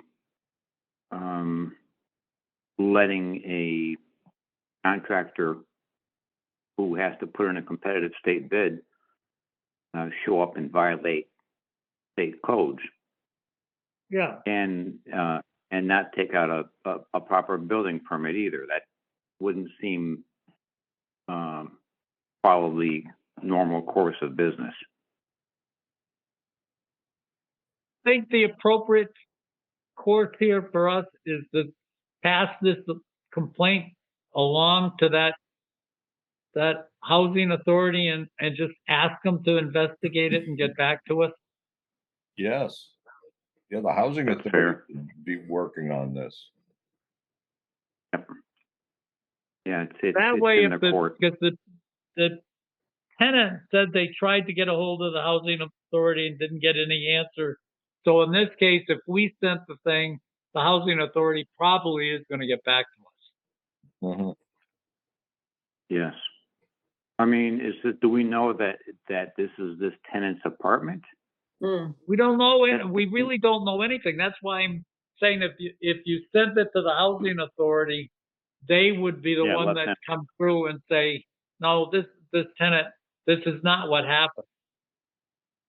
Otherwise, Okay. we're into another board's area. It's if it, from my standpoint, if it were something that says, wow, this is asbestos and then it's killing somebody or is a really dangerous thing, then the Board of Health should for sure get involved but if it's a dust problem that wasn't cleaned up right, it seems to me that the housing authorities should be able, and as you just said, they're issuing a contract, it would be them that follows up and said, yeah, this wasn't done properly. The person should come back in and clean it. I would, yeah, something like that should be happening if it already hasn't. Yeah. Yeah. Bill, is that what you think too? Yeah. Just pass Yes. this along and ask them to get back Yes. to us? Yes. Okay. So that's what we'll do, Bill. Yep. Okay. I did go on another, before we move out, I did go to, I think it's 94, not School Street, Chicopee Street. One of Hickory Jerry's Cordair systems. The one that the design is going to run out on, I think, the end of this week. Not the design, the permit. And so when I got there, Jerry said, in fact, that he tried to get Lee to come in and do this and inspect the strip, and Lee couldn't get there, and said, could I go over and look? And I did go over, and they've got a tank in. They've got the strip was dug out. Wasn't deep enough. I told them they needed to pull out some more of the B horizon. But I also told them they were hauling. When did I go? It must have been yesterday. And so they were hauling sand in today. And I said, on this thing, the board had talked about this particular lot. And putting an SAS in here right now and having cement trucks driving over it is not going to be a smart thing to be doing. That once since the tank is in, to protect the tank, you get the fill in, and if you think you're going to be driving over this fill, put some dirt over and then take the dirt back out. But at that point, you probably should be going back to the Board of Health and saying, we've made significant progress in installing the system. We would like to have the permit extended for whatever we can do up to a year, since if they've got significant work done. I said, that's what I think you ought to be telling Jerry Godier that he could do. I said, but if you decide to do it, you should make sure that Jerry Codier calls up Colleen before this meeting, because you're supposed to do it before the permit runs out. And I guess, Colleen, he didn't call you, huh? No, I haven't seen him since, what was it, well, it was Friday, I think we talked about it. So I guess what my spin on this whole thing was that the installer called me for a subgrade Monday night, and I reminded him that I hadn't seen the water analysis from the new well. Yeah, I And I was- I looked at that and reviewed that a couple of days ago. Okay. Yeah, we looked at that. So The well was done by Quabbin well, and they did the coliform, came back negative. Okay, because the comment was that the installer was told that the board had already had a meeting and signed off on the water. And I reminded him that we hadn't had a meeting until tonight, Right. and that signing it off on it was a little premature to make Right. that assumption, and that I wouldn't be showing up for the subgrade until we talked about this. Okay, so that's what happened. Okay. So they Yeah. did an in run. Yes, That's that's exactly my right. yeah. Oh. So That's I correct. I was led to believe that you couldn't get there. I could have gotten there. Yeah. But because there appeared to be some fabrication of us meeting and discussing and signing off on the well, which didn't occur, I elected to not go until after tonight's meeting. Okay. But since you were there today and looked at it, I mean, absolutely perfectly fine. It's just that a repeat of the contractor taking liberties again, Yeah. in my way of thinking. Yeah. So Nothing's changed. and that's a problem. That's a problem that we get into with this open meeting law violation, Lee, that when a contractor said, gee, Lee said this without us talking, and ended up, possibly violating the open meeting law, we can't catch that when a contractor is not conveying the proper information. Mhm. That's right. Yeah. So, in fact, I got into one on a second, and then we can move on. But on 12 Ken Lane, I got a call from David Gasperi, who was upset about Oh, yes.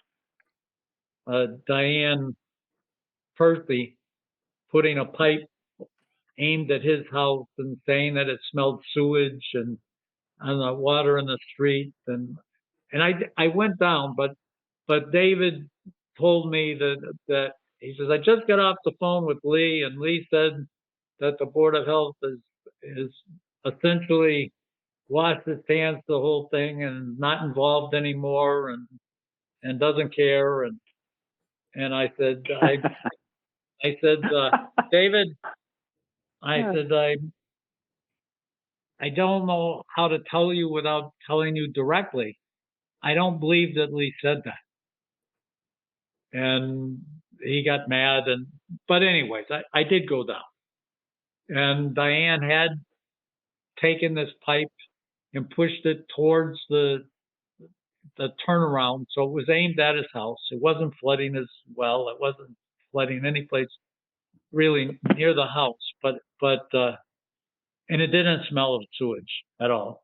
However, I did talk to Diane, and what she had said is she was having trouble. She did not want to be going to court.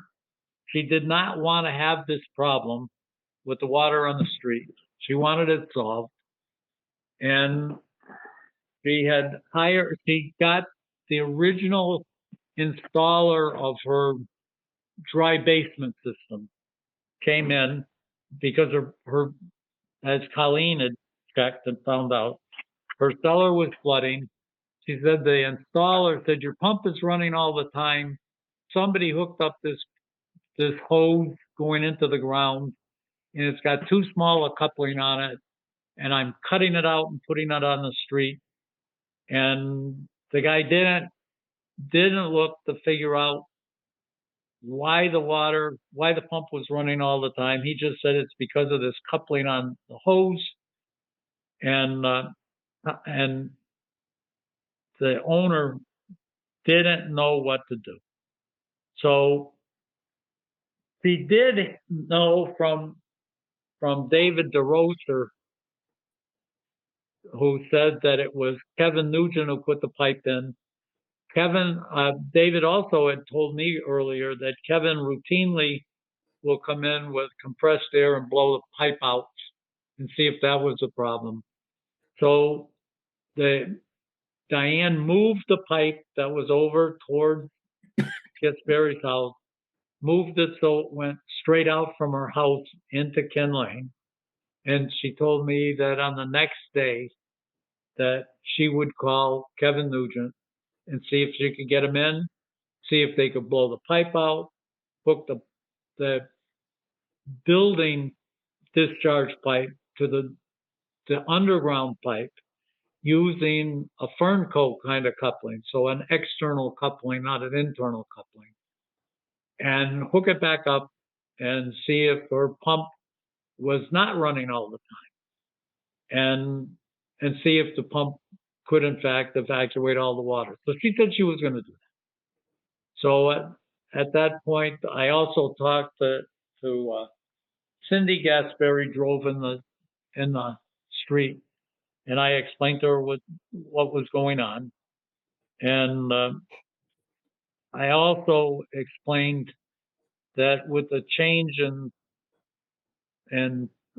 town administrators, the funding part that 12 Ken Lane was trying to get after was up in the air, and that Kevin O'Grady had told me that he thought we would have a new town administrator by the beginning of the fiscal year, and that I said, we'll try to get that done then.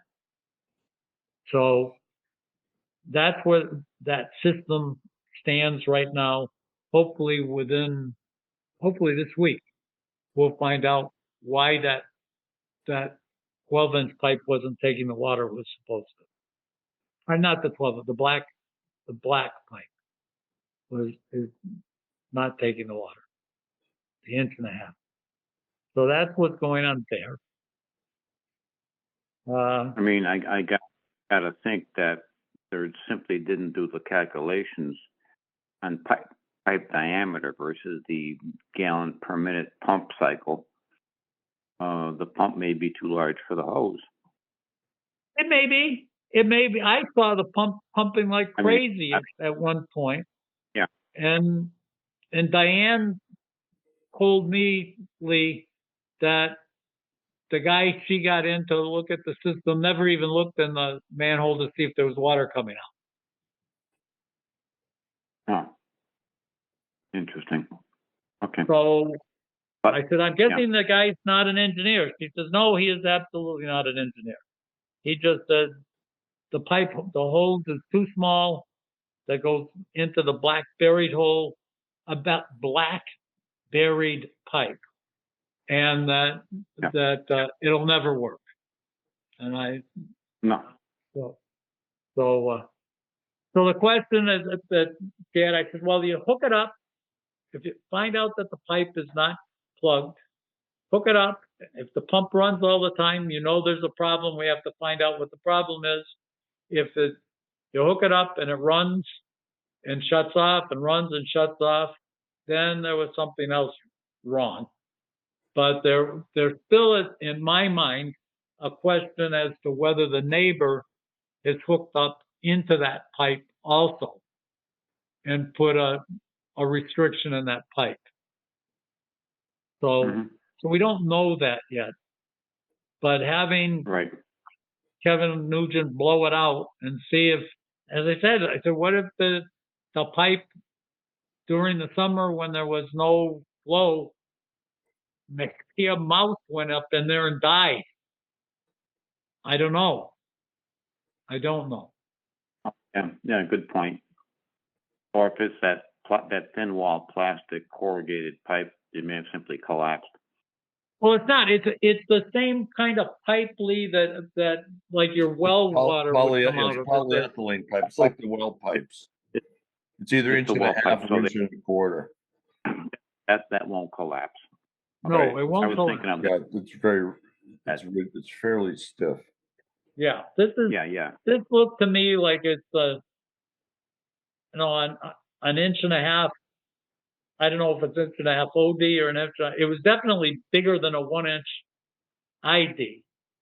Although maybe not a lot bigger, because I looked at the coupling that went into it. It was kind of small on its OD. So Bill may be right. It could be an inch and a half pipe with a 1/8 wall or something.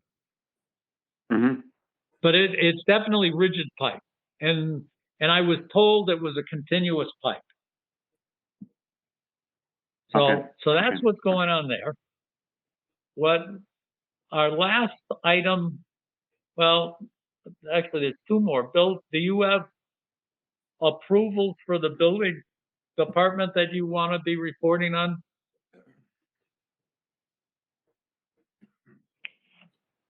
Colin, we had talked about that the other day, didn't we? Yeah, we kind of went through the ones Yeah, that, I can't recall any particular note, Dick. I did approve 2 or 3 of them, but I can't 94 recall. Chicopee Street. You Yeah, did. 94 Chicopee after dragging our feet on that. Okay. And again, that was unusual because I thought if it's new construction, it should go through the board proper, not me as an outside reviewer. So again, like you said, I think Mr. Coder was trying to pull an end run on that one. Yeah, because that's going to be that way. So we can't do, if it's new construction, it should come to the 3 of us in meeting. That's right. Yeah, and again, if it's a building permit app that is not pursuant to new construction, then I can review it independently. Right. So the last item to go ahead, Lee. I'm sorry. Bill, do you have something going on at 102 South Street? 102 South. Now, where is that? That's at the corner. It's a couple houses down from the corner, correct? I don't know. It's on the west side of the street. Eddie Parker said the house was vacant for a while, and he's currently in there getting it up and moving for a new owner. Okay, yeah, I did see it on the software link. I saw something for 102 South. Okay, he's wondering about some type of a Board of Health sign off, and I just quickly asked him what was going on with the septic and the well, and I didn't. I'll take a look. I'll take a look. Did they do a Title V? Was there a Title V done? Not recently. All right. Well, let me take a look. I'll take a look at it and comment as needed. Thank you. Okay. All right. Thank you. So thank you, Lee. So that shouldn't be like that either. No.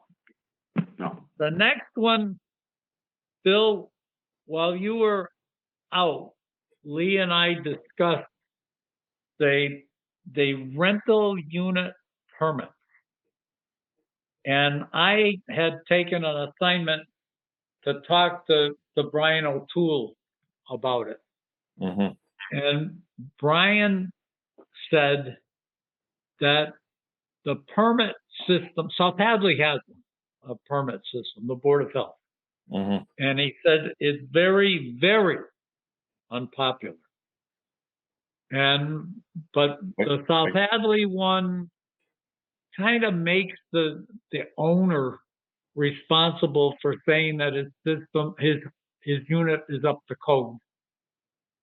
And it becomes what Brian cautioned me. He said, you guys have the authority to do this, but he said, I do a fair amount of business on the other side, on the owner's side. Right. And he said, so I have to disclose that to you, because that when I give you, I'm not giving you advice specifically, because I could be conflicted. So I just want you to know that. He says, what I'll give you is some data but he said, for sure, if you guys say that you're putting a regulation in to protect tenants, that is absolutely within your authority and your responsibility. So he says, however, I'd ask you is to understand what you were trying to do. And he says, if you're trying to catch one or two bad actors that you find out, or several bad actors that you typically find out about because tenants complain, you may in fact be finding out the problems anyways. So if you're trying to get a few problems by throwing out a huge net that catches a whole bunch of good people to catch a couple problems that you were going to find out from another method, then you should decide whether you are actually protecting the people, the renters, any better than you would have anyways, that you were already protecting those for the most part. And he said because just his experience in South Hadley is that it has become problematic to the point that people are running for office to fight it, to try to get it changed. And, Yeah, I can see that would be extremely unpopular, Dick. yeah. And he said, just think about,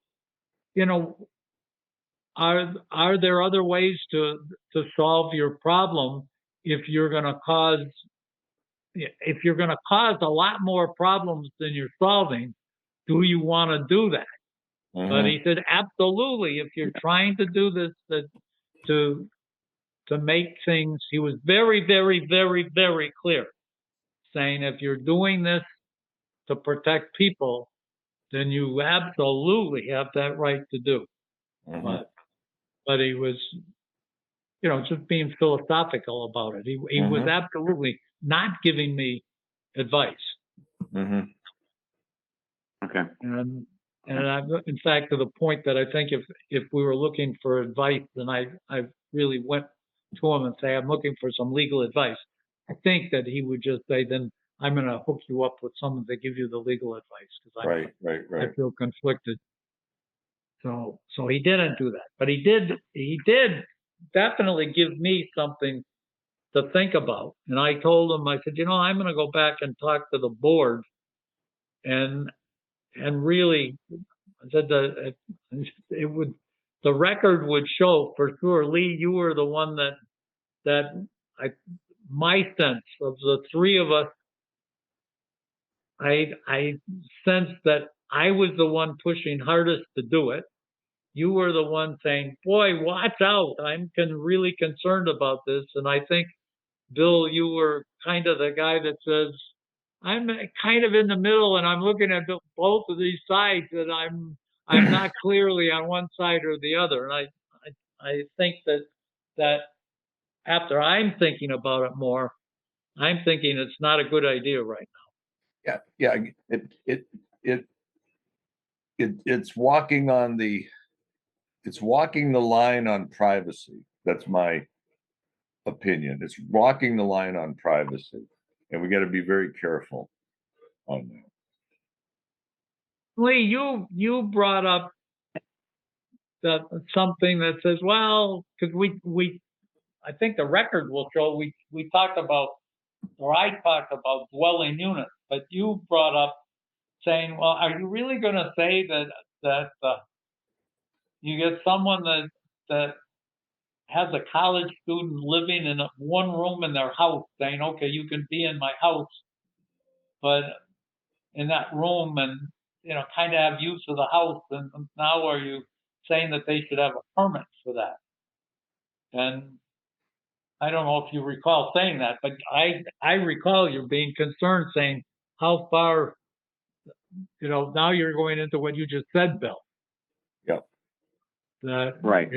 And the other thing I was thinking about on this topic was that for sure people all over town, I don't know how many, have people living in their spare room, their cellar. That's right. That's right. all over the place. And at some point in time, the tenant may not be happy with their situation, may not feel like paying rent, whatever, and start making a complaint.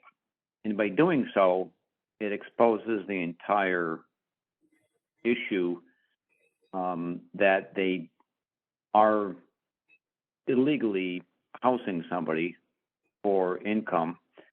And then at that point, and it won't happen because some people are more conscious than others, but at that point in time, the building inspector, fire department, and us, of course, will all be made aware of the scenario and take corrective actions. And it may not be that prevalent, but that may be the only way at the end of the day to expose this without ruffling everybody's feathers in the process. Yeah, and actually, when Brian said it, he said that's his experience is that with boards of health, that's when it happens.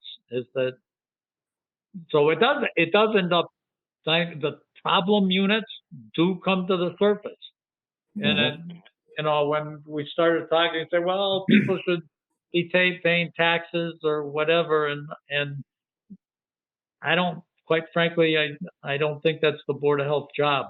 That's right. To be doing, That's looking at the taxes. That's somebody else's. That's the assessor's job, and That's right. and they should have a program for going into houses and seeing what's inside houses. That's not our job. That's not. I agree. Yeah. It will generate a lot of animosity. Yeah. And in reality, it's I think it's stressing that I know when I get a chance to do a meet your candidate meeting, I gave some thought and saying, the Board of Health has got a lot of authority, but the Board of Health shouldn't go way beyond its bounds, even if it can get away with stuff. And I shouldn't say get away with it but legally not get in trouble with it. But it's not our job. It's not our job to look at. I look at the hill towns that say, oh, we're making 4-acre lots. The Board of Health says you have to have a 4-acre lot. But that's a zoning issue. That's not a Board of Health issue. And we shouldn't be doing that. Right. Kind of stuff. We should be looking at the health and safety of people, not the way the town develops. That's right. And I think that's the same thing with paying the proper taxes. That's not the Board of Health's responsibility. Not in my view. Yeah, So, I agree. So it sounds like what we're saying is we're not going to do that. Is that correct? No. I'm in favor of that, Dick. Yep. Okay. Yep. Okay. So with that, we are now at 20 after 9. So it's probably getting time. So we're not going to meet for 4 weeks. Colleen, hopefully you'll come back to us just as good as you are now. Hopefully I do, yes. So, okay, everybody, have a good night, and I hope everybody had a good Easter. Okay. Oh, yeah. Good evening, And everybody. the good news that I don't know if you guys heard it before the meeting is we ended up getting a 2-week extension on the bombing of Iraq. I saw that. I saw that. So that's, Oil prices have dropped markedly, so we'll see if that translates to the pump in the next couple of days. yeah, I'm starting to hear some. I heard it 2 weeks ago. I heard it this morning now, and they said the easy way to deal with the shipping of oil is very simple. You just have a blockade and say no oil comes out of there, and then nobody's oil. No one gets rich coming out of there, and then everybody says, "Hey, there's no oil coming out of here." let's get oil flowing, and then you stop blowing up ships. Nobody shoots anybody. So, And then Well, maybe- you strangle the financial feed into the country, which they depend upon to that's right, and that's retaliate. exactly that's what they said. They said They said you've got the thing right now that it's only the guys that are getting rich that are getting the oil out. So the more Right. we let Iran's oil come out, then the richer they get. So Yeah, if you you're just stop it, then Iran's placing a $2 million fee on any tanker that leaves the Straits. They're getting $2 million per tanker, Dick. Amazing. It's like a toll booth, yeah, except it's a big toll. yeah. Big toe. Yeah. So Yeah. once And you not say to no one mention, goes, then yeah. when you say And no this one is- goes, then all of a sudden China starts to help you get it unplugged. That's right. So we'll see right, what happens in they the next 2 weeks. negotiate behind the curtain. Yeah. Yeah, Yeah. and no one gets And killed. this is also very detrimental to Ukraine, since they lifted some of the sanctions on Russia, so Russia's prices have gone up and they're making Oh a yeah, ton of Russia's money. getting rich too. And they- Yes. And they're funneling that money into weapons to keep their attacks on the Ukrainian people, which is insane Yeah. anyway. Yeah. So the whole thing is way out of control. Yeah, Bad. and then we see Vance today just got back. I think he's back from Hungary now, where he's campaigning for Putin's man. So, Unbelievable. Yeah. so anyway, but at Hopefully, least we didn't. At least we didn't kill a whole bunch of yeah. Well, innocent people tonight. yeah, some of that rhetoric is that's just impossible rhetoric. Impossible rhetoric, Dick. Yeah. I would never expect a politician to issue the problem is it's this darn social media. People get all fired up. They get on social media at 2 a.m.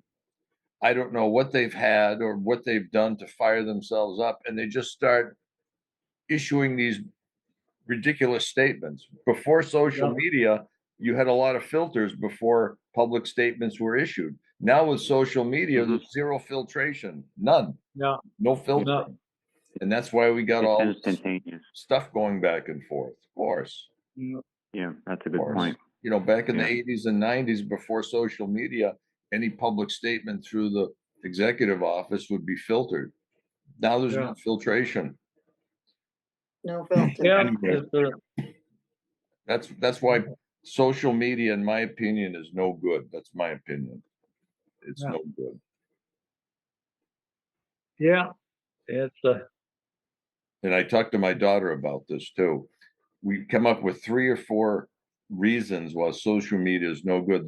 There's really very few positives. There's maybe 1 or 2 reasons it might be productive, but there's so many negatives that emerge from social media, Dick, that is just it is. Well, it just overweighs the what's positive. amazing, it is amazing when trying to figure out what is in fact fact. And That's it's right. it's just filled with. Yeah, with again, stuff. now with AI generated images and text, nobody knows what's the truth anymore. That's right. You do not know what. I watch the France 24 news at 6 o'clock on PBS, and toward the end of the show they have fact check, and they have a woman that goes through all the photos and dialogue and comes up with correlations. Oh, well, this photo was taken 15 years ago in such and such a context, and now they're bringing it forward that it was a newly generated image when Yeah. it really wasn't. So fact checking Yeah. is a big issue now. Yeah. So, Anyway, hopefully in 4 weeks we'll all still be here. that's right. Okay. Okay, Colin, good luck. Thank you. All right, thank Okay, you. all the best, everybody. Take care. Okay. Good night, everybody. Okay, good night. Bye.